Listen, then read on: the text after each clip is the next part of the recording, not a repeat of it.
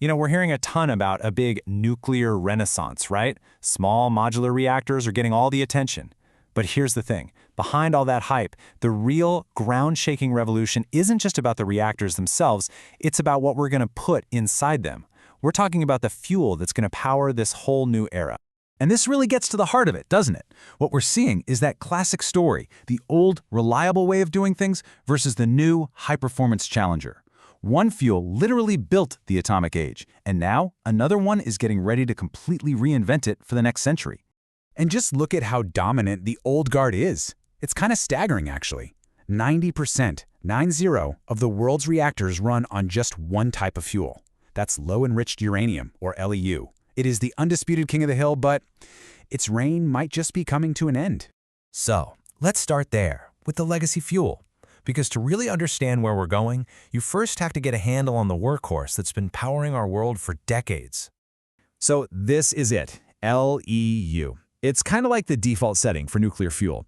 It's super reliable, it's a proven technology, and crucially, it's relatively cheap to produce. And that's exactly why it became the industry standard for all those massive power plants that we're used to seeing. But of course, there's always a trade-off.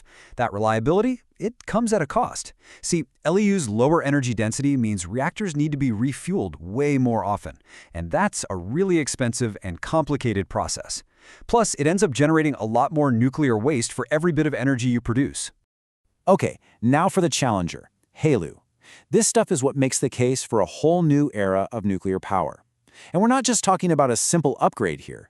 This is a completely different way of thinking about how to fuel a reactor. Well, in one word, density. High-assay, low-enriched uranium, that's HALEU, it just packs way more punch. It lets engineers design reactors that are smaller, way more efficient, and can run for years, sometimes even decades, without ever needing to be refueled. Think about powering a remote town or a huge data center on just a single fuel load. That's the idea.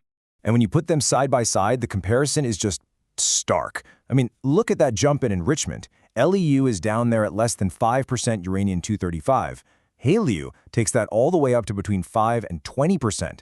That single change has massive, massive implications for how you design and run a reactor.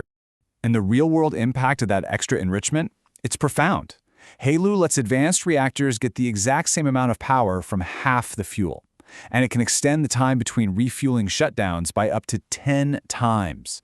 That means more power, more of the time, and a lot less waste. And you should know, this is not just some experiment stuck in a lab somewhere. The US government is actively pouring money into creating a domestic HALEU supply chain. The goal is crystal clear: have the fuel ready to go for this coming wave of advanced reactors.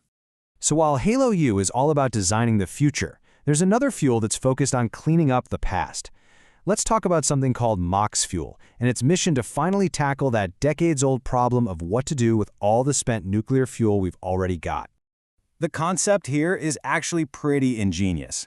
MOX fuel basically takes plutonium, which is one of the most long-lived and tricky parts of nuclear waste, and it mixes it with uranium to create brand new fuel. It's pretty much the ultimate form of nuclear recycling. And the payoff is pretty significant. By turning a waste product back into an energy source, using MOX can cut the final volume of high-level waste that needs to be stored forever by nearly a third. Now, it doesn't solve the waste problem entirely, but it takes a huge bite out of it. But this brings up a really critical question. MOX is really complex and expensive to make, and it requires a lot of extra safeguards. So far, only a few countries, like France and Japan, are really using it at a large scale. So, is it the key to closing the fuel cycle for good, or is it just a costly detour on the road to a permanent waste solution? Okay, so beyond just efficiency and recycling, the next frontier in fuel design is all about one thing: safety. Some of these new exotic fuels aren't just an improvement, they're engineered from the ground up to be physically incapable of melting down. So meet TRISO. The easiest way to think about it is like an indestructible radioactive gumball. Seriously, each tiny particle is its own self-contained vessel, and it's designed to hold on to all of its radioactive material, even under the absolute most extreme temperatures you could ever imagine in a reactor accident. So let's look at how it's made. Right at the center, you've got this tiny kernel of uranium fuel. Then, that's wrapped in multiple layers of carbon and ceramic that act like armor. Then you take thousands of these little protected particles and press them into a graphite pebble about the size of a billiard ball. You end up with a fuel that has redundant safety barriers built right into its DNA. This design is so incredibly robust that a lot of people call it accident tolerant. It is a complete game changer for public perception and for getting regulatory approval. And that's exactly why it's a leading candidate not just for next-gen reactors here on Earth, but for nuclear power systems in space. Okay, so all this incredible innovation is great, but what does it all mean in the real world? Well, it means money. A massive technological shift like this creates a whole new market. And believe me, a new uranium gold rush is just getting started. And the numbers we're talking about are just huge.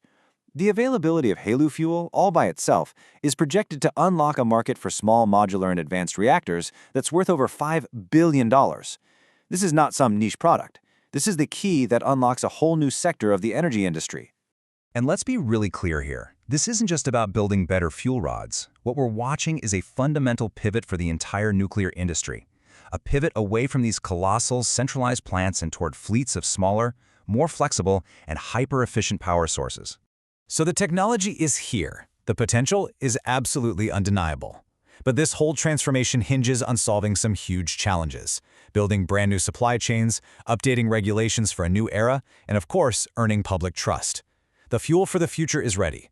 The final question is, are we?